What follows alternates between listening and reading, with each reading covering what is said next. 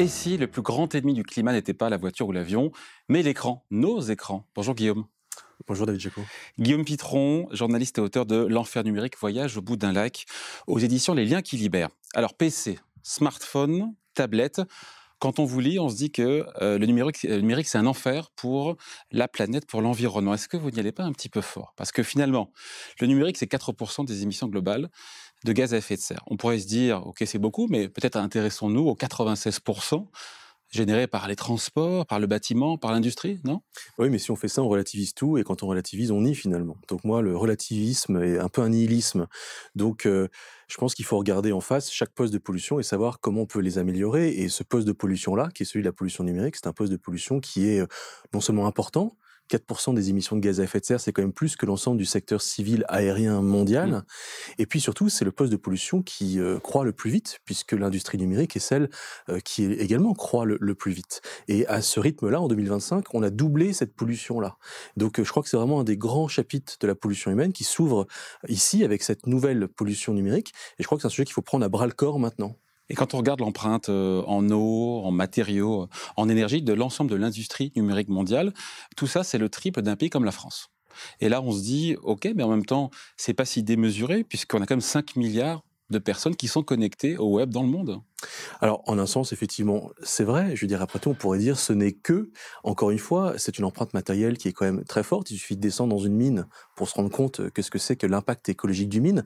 Un téléphone portable, aujourd'hui, c'est combien de métaux à l'intérieur? 50, 60, 70, 78 métaux. Donc, c'est 78 mines différentes, mines pour lesquelles il a fallu des infrastructures, de l'électricité. Les métaux, il a fallu les raffiner. Il y a des impacts écologiques qui sont très lourds. Donc, il y a une empreinte matérielle que vous avez donnée, qui est réelle. Et puis après, il y a tout ce que ça génère comme rebut, comme dégâts directs et indirects. Donc, on est quand même dans une technologie qui est dite immatérielle. On parle de cloud. En réalité, c'est très Et c'est matériel. ça Il qui faut est bien très insister intéressant, là-dessus. c'est que le virtuel, en fait, c'est d'abord du matériel, et cette économie dématérialisée, elle est tout sauf immatérielle, j'espère qu'on nous suit. C'est vrai que c'est contre-intuitif. C'est complètement contre-intuitif parce que qui est déjà descendu dans la soute du net? Je veux dire, quand on envoie un email, le mail, il passe par où? Il passe par des data centers, les centres de stockage de données, il passe peut-être par des satellites, le plus souvent par des câbles sous-marins, mais qui est descendu dans cette soute du net composée de toutes ces infrastructures-là? Pas grand monde finalement. Donc nous avons une relative méconnaissance, voire totale méconnaissance de ce qu'il y a derrière nos vies dématérialisées, censément virtuelles. Et en fait, tout cela, c'est une occupation de territoire, c'est un coût matériel, c'est un coût en termes d'émissions de CO2, de consommation d'électricité. Et finalement, toute cette idée qu'on va dématérialiser nos existences, dématérialiser les fiches de paye, mettre nos données dans le nuage, dans un cloud, tout ça, c'est complètement faux, en fait. Parce que derrière, il y a une infrastructure Il y a toute qui est cette polluante. En infrastructure. quoi un data center, d'ailleurs, c'est polluant? Un data center, Ça c'est n'émet pas de quoi? CO2 en tant que tel. Un data center, c'est un hangar qui peut faire la taille de cette pièce dans laquelle nous nous trouvons. Il peut faire aussi la taille de l'immeuble. Et dans cet espace-là, il y a des serveurs, et les serveurs dans lesquels sont stockées, traitées les données, et ces serveurs qui calculent.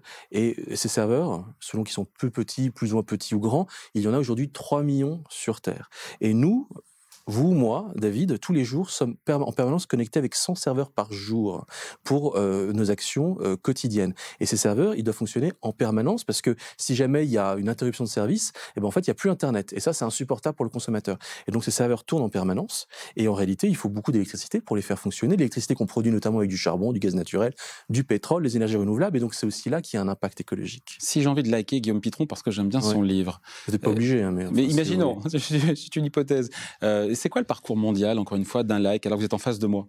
Eh bien, d'abord, le like, il va rejoindre probablement l'antenne 4G qui se trouve au-dessus de l'immeuble. Ensuite, le signal va descendre le long des fibres de la fibre qui, en fait, file par les parties communes, rejoindre le trottoir sous les pas des passants. Il va ensuite rejoindre un câble en cuivre pour quelque temps encore, puisque Orange va changer, comme vous savez, ces câbles de cuivre par des câbles en fibre. Et puis, il va rejoindre d'autres câbles. Ce like va ensuite probablement traverser l'océan Atlantique par un câble sous-marin, être stocké dans plusieurs centres de données côté américain parce qu'il a probablement été émis sur un réseau social américain, et il va faire son chemin inverse dans l'autre sens à 200 000 km/s jusqu'à vous. Donc en un rien de temps, le like aura parcouru des milliers de kilomètres. Donc, Guillaume Pitron, cette pollution numérique, elle est réelle, mais elle est invisible. Et c'est ça qui pose problème, en fait? En fait, ce qui pose Parce qu'on ne la problème, voit c'est pas. qu'on ne la voit pas. Ouais. Et donc, on n'est pas capable de dire, ah bah tiens, une Ouais. action numérique, elle pollue. Rouler en voiture diesel, c'est très concret en termes Ouais. de pollution. Et on le subit immédiatement puisqu'on respire ce qu'on produit. Or là, on ne le voit pas, on ne le sent pas. Ce sont des infrastructures dont j'ai parlé qui sont souvent stratégiques, vitales.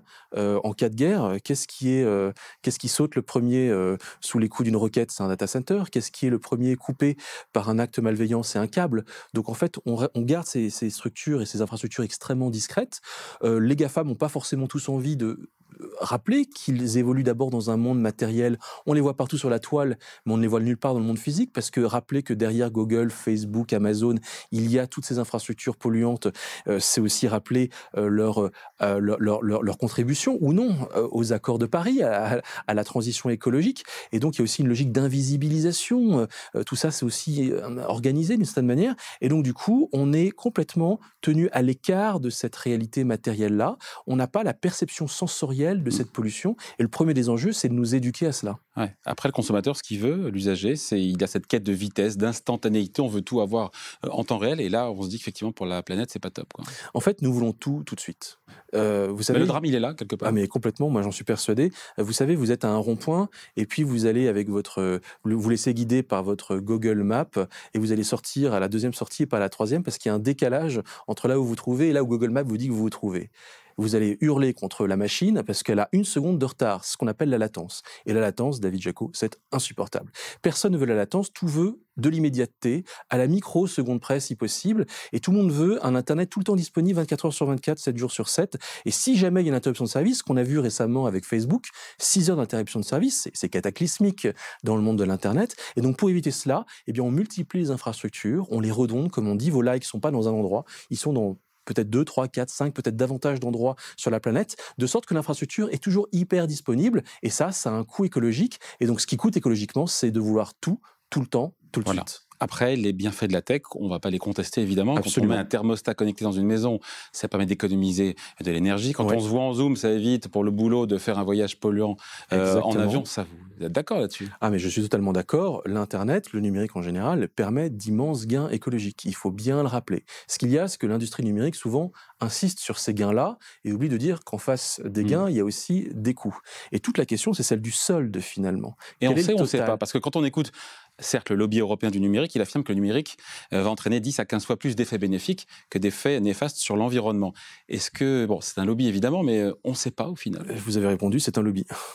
Comment est-ce qu'on peut être à la fois juge et partie de ses propres actions? Ce qu'il faudrait, c'est une étude des études complètement indépendante. Et donc, ce qui est affirmé par ces lobbies-là, je suis absolument persuadé, après 2 ans d'enquête aux 4 coins du monde sur le voyage d'un like, que c'est faux. En réalité, personne ne sait, et l'honnêteté me conduit à vous dire que je ne sais pas quel est le solde entre ce que ça rapporte et ce que ça coûte à l'environnement, pour la planète, le numérique, et je crois qu'il faudrait avoir tous l'honnêteté de dire qu'aujourd'hui on ne le sait pas parce qu'on n'a pas assez de recul, parce que c'est un sujet tout nouveau, donc on commence à s'emparer. Pour cela, il faut, je pense, commencer à réfléchir à l'usage de nos téléphones portables. C'est ceux qui polluent le plus. La plus grande pollution du numérique, c'est d'abord les téléphones portables. La fabrication et l'usage des téléphones portables. Il faut les conserver plus longtemps. Et il faut les conserver plus longtemps. En fait, ils durent environ 2 ans en France à peu près.